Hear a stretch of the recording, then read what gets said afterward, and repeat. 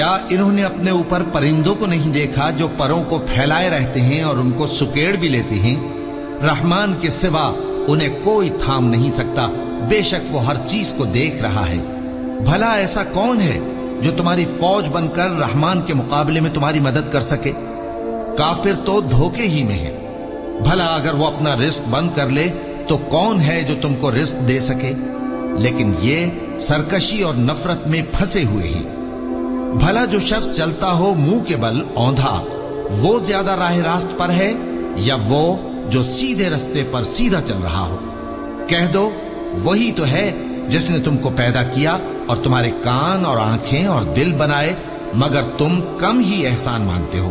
کہہ دو کہ وہی ہے جس نے تم کو زمین میں پھیلایا اور اسی کے روبرو تم جمع کیے جاؤ گے۔